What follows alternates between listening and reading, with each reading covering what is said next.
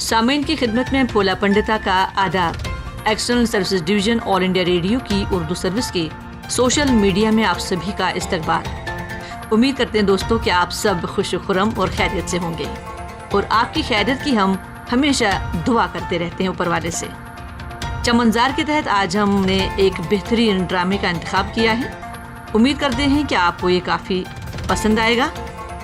तो लीजिए सुनते हैं ये ड्रामा। मौजू है उमर खयाम। इस ड्रामे को तरतीब दिया है जनाब दानिश इकबाल ने। उमर खयाम का शुमार दुनिया के मकबूल तरीन शायरों में होता है। हालांकि वो बुनियादी एतबार से एक रियाजीदान और साइंसदान थे। उमर खयाम के दौर को और उनके हमअसरों की ज़िंदगी और उससे जुड़े मसाइल को लेबनान के मुसन्निफ अमीन मालूफ ने अपने नावल समरकंद में जिस खूबसूरती से कलमबंद किया है वो अपनी मिसाल आप है। अमीन मालूफ ने रुबाइयात के मखतूते की गुमशुदगी और फिर उसकी बाजियाफ्त का किस्सा सुनाते हुए हमको उस दौर की ज़िंदगी को जितने करीब से दिखाया है कि हम किसी फिल्म की तरह से उमर खयाम और उनके दौर को देख पाते हैं। पेश खिदमत है उमर खयाम और उनकी रुबाइयात की दास्तान का ड्रामाई अक्स, जिसे तरतीब दिया है जनाब दानिश इकबाल ने।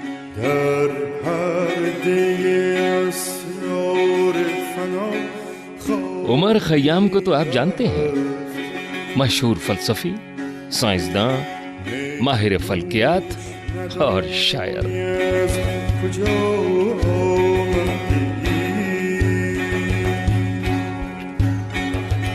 خوشباش ندانی به کجا خواهی رفت. उमर खयाम, तुम समरकंद में नाआशना नहीं हो। कम उम्र के बावजूद तुम्हारे इल्मो फजल के पहले ही यहां चर्चे हैं और मदरसों में तुम्हारे गुण गाए जाते हैं।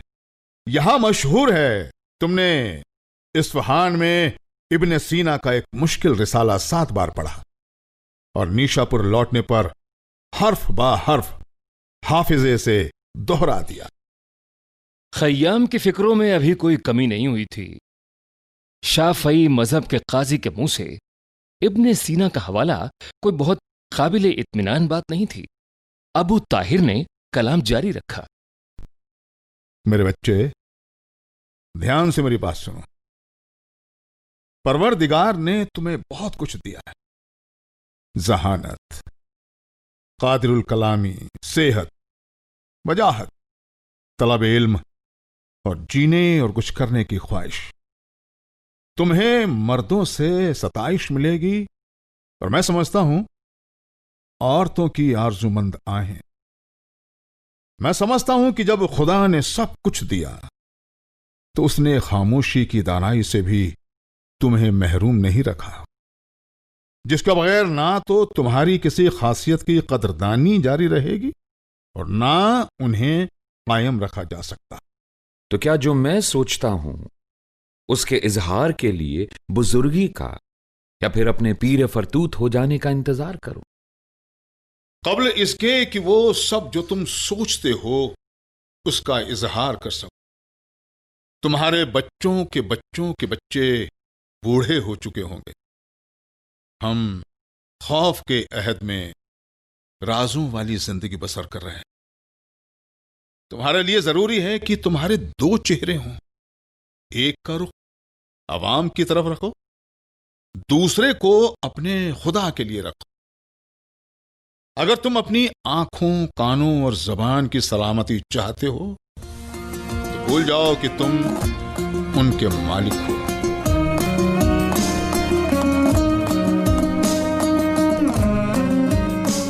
इस किताब को अपने पास रखो। जब कभी कोई शेर तुम्हारे दिमाग से तुम्हारी नौ के जबान तक आ जाए तो उसे रोके रखो। इन औराक पर उसे नकल कर लो और जब नकल कर रहे हो तो इस नाचीज अबू ताहिर को याद कर लेना।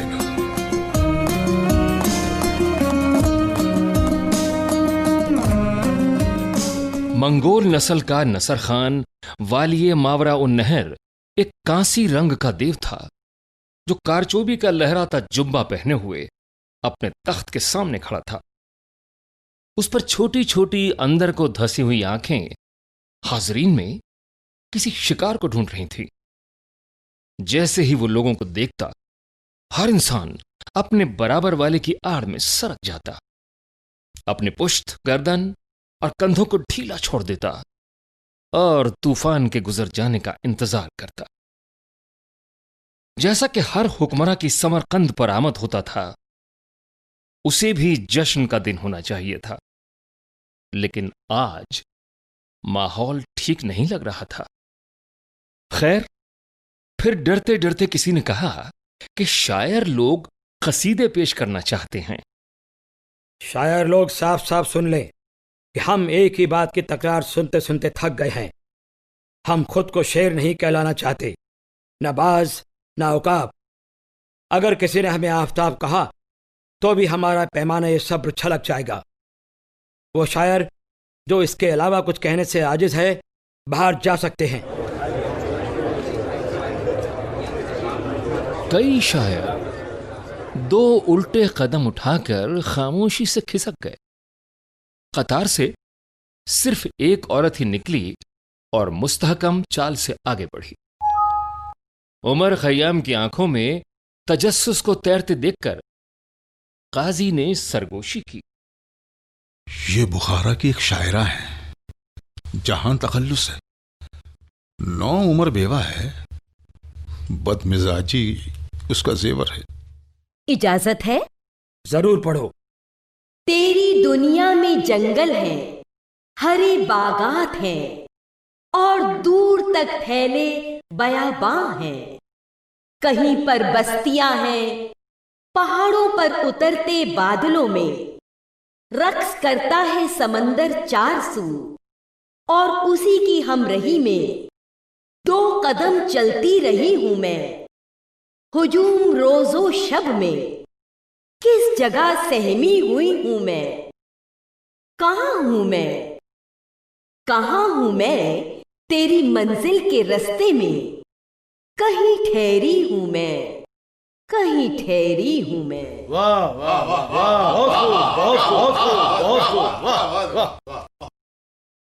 और अब बारी है मुमताज आलिम और फलसफी शायर उमर खयाम की। उमर खयाम, जिनसे नबातात का कोई राज छिपा नहीं और ना ही सितारों की कोई चाल। खयाम आज पेश करेंगे अपनी एक नुमाइंदा रुबाई। है मुद्दते उम्र बस 2 रोजा गोया, नदी का सा पानी है कि सहरा की हवा। 2 दिन का कभी गम नहीं होता है मुझे, एक दिन जो नहीं आया है, एक दिन जो गया। 2 दिन का कभी गम नहीं होता है तुम्हें, एक दिन जो नहीं आया है, एक दिन जो गया। वाह वाह वाह वाह, इनका मुंह जर से भर दिया जाए। उमर हक्का बक्का रह गया। उसको लगा उसे उपकाई आ जाएगी।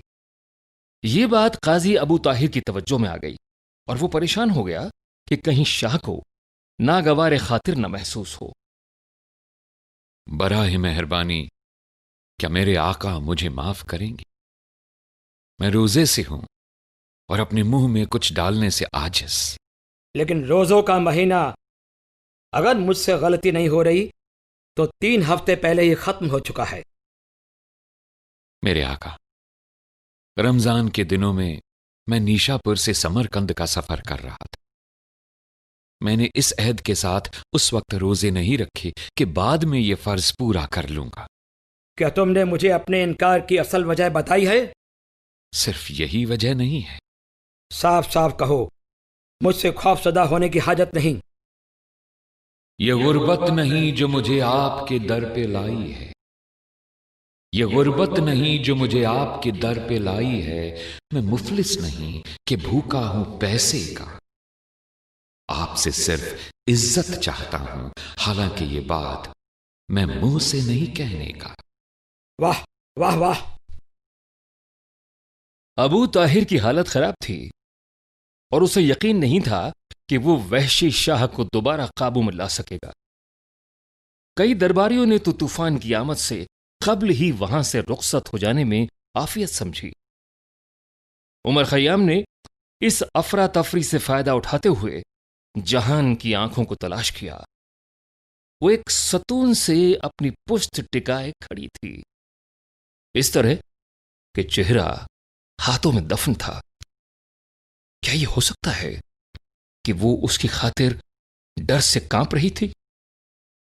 बिलाखिर खान बुलंद हुआ, साबती कदमी से उमर खयाम की तरफ आया, गले लगाया, हाथ थामा और उसे लेकर वहां से चल दिया।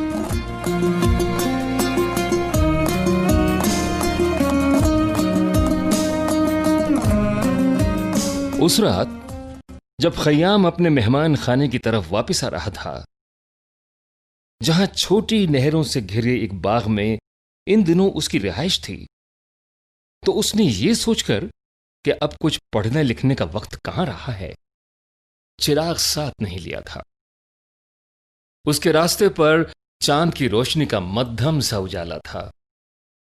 ज्यों ज्यों वो काजी के मस्कन से कुछ आगे बढ़ा, उसे बाकायदा टटोल टटोल कर अपना रास्ता तलाश करना पड़ा। खयाम ने अभी बमुश्किल ही अपने कमरे में कदम रखा था कि उसे मीठी मीठी सी सरजनिश की आवाज सुनाई दी। मुझे उम्मीद थी तुम कुछ जल्दी आ जाओगे। अरे तुम खामोश हो, यानी तुम ये यकीन करने से इनकार कर रहे हो कि कोई औरत यूं बेबाकाना तुम्हारे कमरे में दर आने की जुर्रत कर सकती है?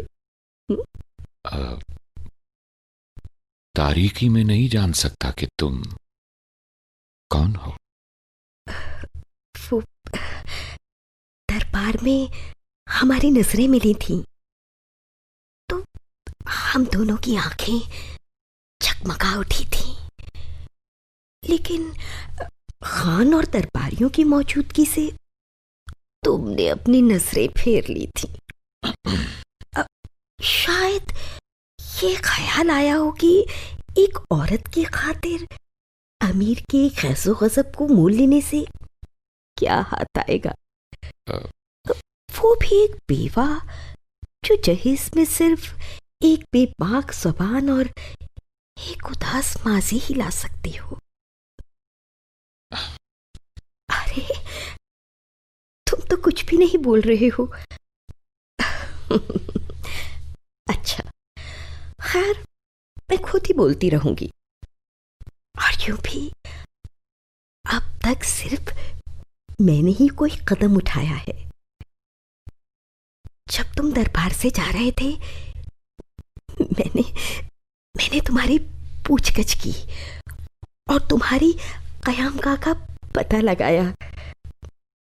हाय, अब कुछ तुम भी बोलो ना, बोलो। मैं कुछ समझ में नहीं आ रहा है मुझे, लेकिन शायद कुछ समझ सकूं इसलिए सुने जा रहा हूं। अपने लड़कपन में या उसके बाद भी जब कोई लड़की मुझे देखकर मुस्कुराई, मैंने कई बार रात को ख्वाब में उसी निगाह को मुजस्सम होते हुए देखा, गोश्त पोस्त में बदलते हुए। लेकिन ख्वाब के बाहर तुम पहली लड़की हो जो यहां मेरे साथ हो। लड़की नहीं, मैं औरत हूं। सिर्फ औरत नहीं,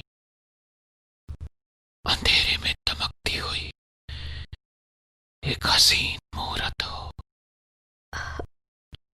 और वो भी एक मजबूत दिल वाली नर्मो नाजुक शायरा। नर्मो नाजुक? हाँ, ये तुम्हें कैसे मालूम हुआ? तुमने तो मुझे हाथ भी नहीं लगाया, मुझे देखा तक नहीं, और यकीनन देखोगे भी नहीं, क्योंकि इससे पहले कि सूरज मुझे दिखा दे, मैं यहां से रुखसत हो जाऊंगी। जरा रुको।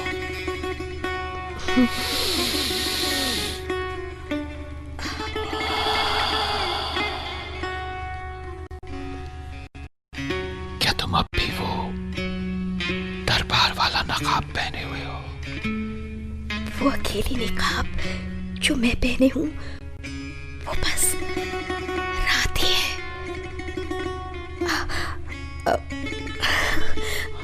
आंखों से नहीं तो होठों से देख लो।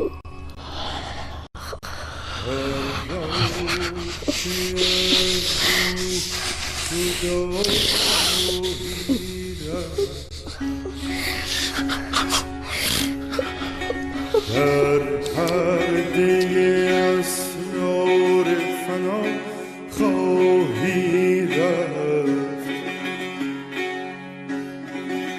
می نوش ندانی از کجا آمدی.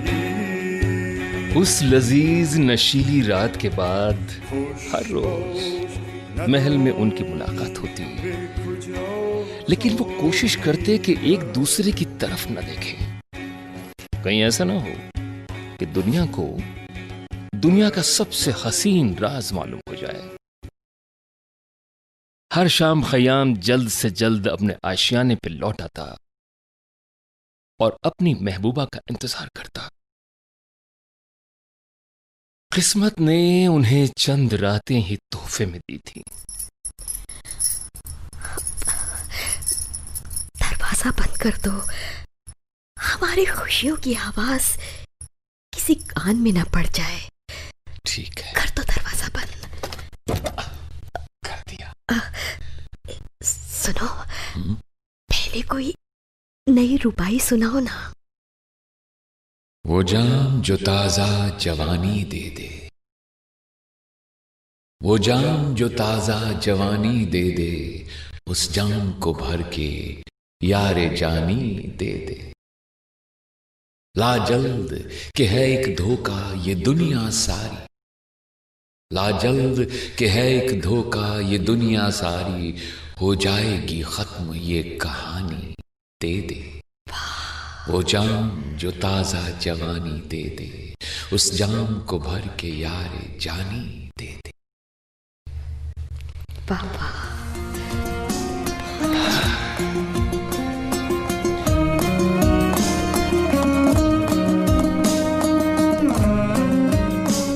बहुत सी हम आगोशियों के बाद जहान ने खुद को बड़ी नरमी के साथ खयाम के आगोश से अलहदा किया। मुझे एक राज तुम्हें बता देना चाहिए, जो मैंने खान की बड़ी बेगम से सुना है। मालूम है वो समरकंद क्यों आया है? मत बताओ, अमीरों के राजों से मुझे कोई दिलचस्पी नहीं। ऐसे राज अपने सुनने वालों के कान जला देते हैं। इस राज का असर हम पर भी पड़ता है, क्योंकि ये हमारी जिंदगी बदल देने वाला है। नसर खान मोर्चों के मुआयने के लिए आया है। गर्मी का मौसम खत्म होते ही सल्जूक फौज का हमला यहां होने वाला है। मैं सल्जूक फौजों से खूब वाकिफ हूं। मेरे बचपन की अव्वलीन यादों में सल्जूक सिपाही के मजालिम बसे हैं। मुझे सुनकर अफसोस हुआ। मेरी पैदाइश से 10 साल पहले की बात है। मेरे शहर यानी नीशापुर के बाशिंदे एक सभा उठे तो देखा कि उनके शहर को तुर्की जंगजुओं ने घेरा हुआ है। फौज की सरबराही 2 भाई कर रहे थे, तुगरल बेग बास और चगरी बेज शिकरा। ये दोनों मिखाइल इब्ने सल्जूक के फर्जंद थे। शहर के लोगों को एक पैगाम आया। कहा जाता है कि तुम्हारे नौजवानों को अपनी शान शौकत पर बहुत नाज है। अगर तुमने हमें रोकने की कोशिश की तो तुम्हारे सारे सजीले जवान ज़ेरे जमीन होंगे। हम ये शहर बूढ़े बुजुर्गों का शहर बना देंगे।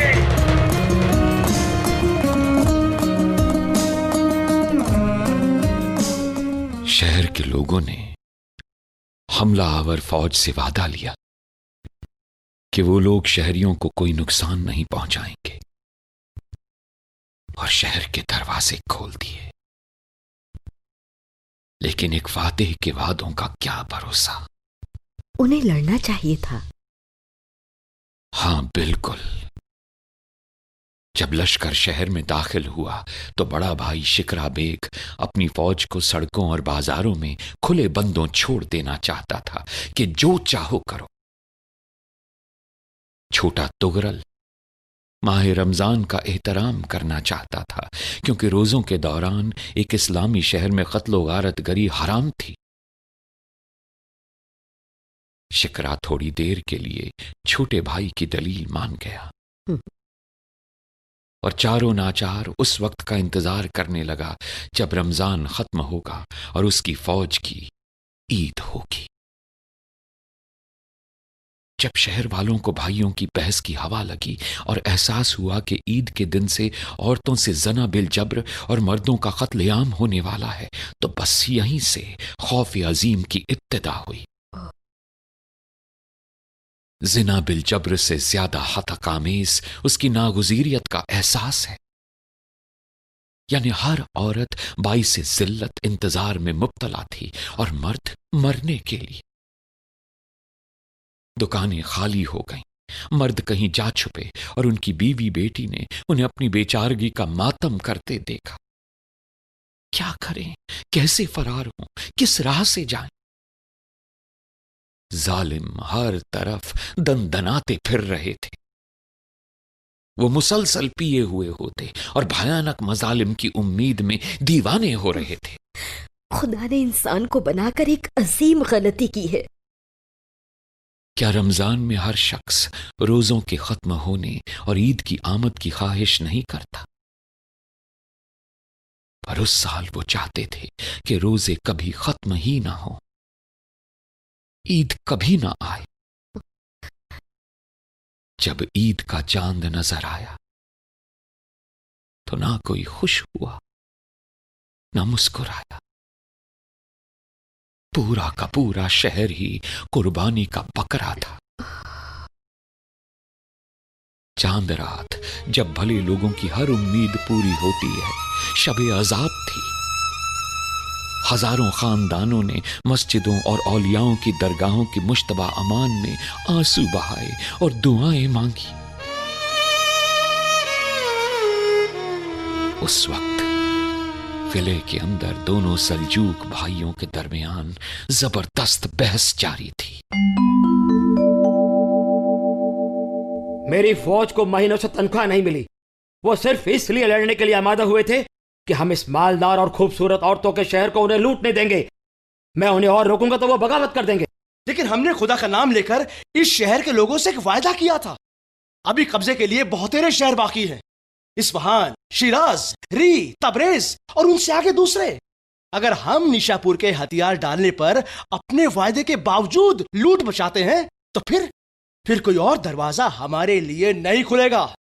कोई और किला बंद शहर अपनी मुहाफिज फौज के साथ जर्रा बराबर भी कमजोरी नहीं दिखाएगा। अगर हम अपनी फौज से ही हाथ धो बैठे और हमारे सिपाही हमें छोड़कर भाग खड़े हुए तो ये जो तुम बहुत से शहरों का ख्वाब देख रहे हो ना, ये कैसे फतह होंगे? वफादार तरीन सिपाही भी आप शिकायत कर रहे हैं, हमें धमकी दे रहे हैं। तुम्हारा भाई सही कह रहा है। शराफत बुज़दिलों का नकाब है। अरे तुम दोनों भाई जो करो हमें मंजूर है, लेकिन जो करना है जल्दी करो। हाँ जल्दी करो। सुनो, बहुत बातें हो ली। मैं अपने आदमियों से जाकर कहता हूं कि शहर के साथ जो करना है करें। अगर तुम अपने आदमियों को रोके रखना चाहते हो तो तुम्हारी मर्जी। तुम और तुम्हारे सिपाही अलग, मैं और मेरे सिपाही अलग। छोटा भाई अचानक उनके दरमियान से उछलकर दूर हो गया और उसने एक खंजर उठा लिया। अरे ऐसा मत करो। तुम अपने बड़े भाई के लिए खंजर उठाते हो तो ये लो, मेरी तलवार भी नियम से बाहर है। खबरदार, कोई कुछ नहीं बोलेगा, ना मदाखिलत करेगा। जैसा कि सल्जूक का रिवाज है, भाइयों को अपना हिसाब खून से तय कर लेने दो। बिरादर, मैं तुम्हें अपनी बात मानने पर मजबूर नहीं कर सकता। मैं तुम्हारी फौज को रोक तो नहीं सकता, लेकिन अगर तुमने वादा खिलाफी करके अपनी फौज को इस शहर पर छोड़ दिया तो मैं खुद को तो मार ही सकता हूं ना। मैं ये खंजर अपने सीने में उतार लूंगा। क्या? हाँ। फिर क्या हुआ? ये कहते हुए तुगरल बेग ने खंजर का कब्जा अपने दोनों हाथों से पकड़ लिया और अनी को नीचे अपने सीने की तरफ कर दिया। उसका भाई हिचकिचाया, लेकिन भाई भी तो था। बाजू फैलाकर उसकी तरफ कदम बढ़ाकर आया और देर तक गले लगाए रखा। बड़े भाई ने वादा किया कि वो छोटे की मोहब्बत में शहर से किया वादा निभाएगा। इस तरह मेरा शहर कत्लेआम से बच गया। नीशापुर की जान बख्शी हो गई, लेकिन वो शहर उस रमजान के खौफ अजीम को कभी नहीं भूलेगा। वही सल्जूक फौज अब यहां आ रही है। नहीं मालूम हम कल होंगे या नहीं, इसलिए चलो मर जाते हैं। क्या? एक दूसरे पर। मुझे यूं प्यार करो कि जैसे ये रात हमारी जिंदगी की आखिरी रात हो। वैसे यही बात अगर मैं तुमसे कहूं तो शायद मेरी जिंदगी बन जाए। कह के तो देखो।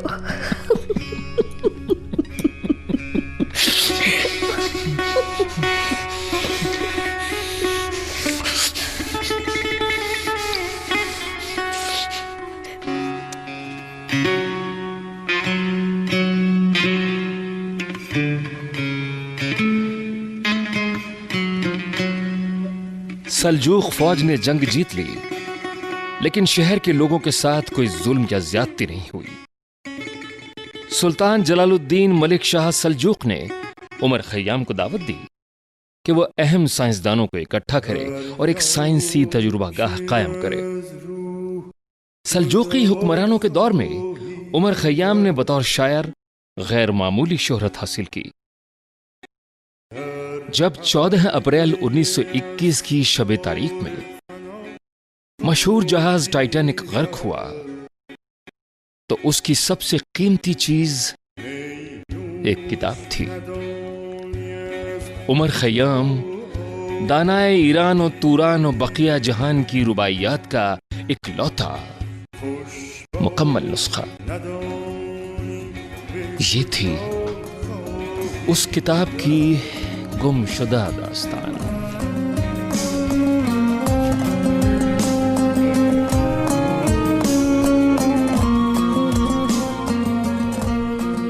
उमर खय्याम और उनकी रुबाइयात की दास्तान।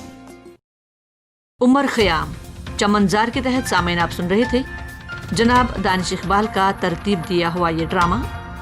पेशकश सरफराज अहमद की थी। हिस्सा लेने वाले फनकार थे बबला कोचर, नीरज शर्मा, अशोक मलकानी, नरेश खन्ना, प्रवीण शर्मा, गीता वर्मा, रजनी शर्मा और सुरेंद्र सागर। इसके साथ ही चमनजार प्रोग्राम अब इख्तिताम पजीर होता है। दीजिए अगले प्रोग्राम तक इजाजत। तब तक के लिए खुदा हाफिज, शब खैर, जय हिंद।